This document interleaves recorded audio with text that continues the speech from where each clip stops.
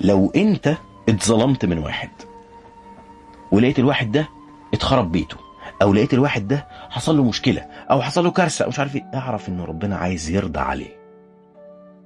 اعرف ان ربنا عايزه بدري بدري يتخذ الحق منه وينضف. اما اذا لقيت الظالم اتبارك له، ربنا بارك له، اعرف ان ربنا قفل عليه الرجوع. اعرف ان ربنا بيبارك للظالم ويديله زيادة علشان مش عايز يحاسبه دلوقتي. ودي اكبر شيء مرعب في الدنيا. اذا وصل بيك الحال الى انك تعمل الغلط وتظلم الناس ويبارك لك ربنا، اعرف انه نهايتك اسوأ نهاية. لانه في علامة لازم كلنا نعرفها. الانسان اللي ربنا بيحبه او اللي ربنا عايزه يعمل الغلط يتحاسب عليه على طول على طول. هو كذب الكذبة اتحاسب في لحظتها. لكن البني ادم اللي ربنا غضبان عليه يغلط ويظلم ويأذي ويعمل، فربنا يديله. الله ليه؟ لان ربنا عايزه يكمل في الظلم. لانه البني ادم اللي اتحاسب بسرعة، يا لهوي انا مش هعمل كده تاني، يا لهوي لا يا رب انا كدبت الكذبة حصل لي كده، لا مش هعمل كده تاني، صح كده.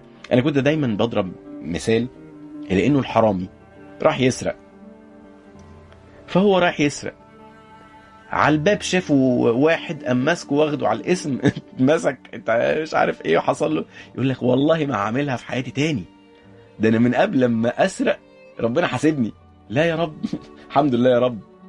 او واحد راح يسرق، وصل وخد الفلوس اللي سرقها ولا خد الحاجه اللي سرقها، رجع لقى ابنه في المستشفى ولا مش عارف حصل له ايه ولا مين اتخبط بالعرض، يا لهوي يا رب كل ده مال حرام، لا يا رب مش هقرب من مال الحرام تاني، لا يا رب مش هعمل كده تاني.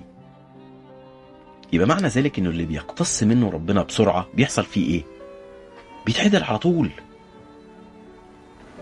اما البني ادم اللي بعد الظلم تلاقيه مفتوحاله، ده حاجة مرعبة مرعبة. ليه؟ لان ربنا عايزه يتمادى. الظالم سيف الله في الارض يعذب به من يشاء ويعذبه. يعني ربنا، البني ادم الظالم لما ربنا يبقى خلاص مش عايزه، كمل في ظلمك، خد كمان، خد بركة كمان. ولما تاخد بركة ولما تتبسط ولما تتبسط بالظلم وتكمل عليه، فتقابل ربنا ملكش اي شيء طيب،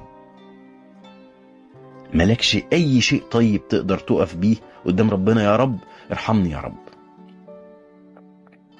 والامتحان انك تبقى مؤمن بربنا سواء خدت حقك النهاردة او ما خدتوش، لانه ربنا عارف انه حقك المفروض يتاخد في الميعاد اللي ربنا عارفه، مش اللي انت عارفه.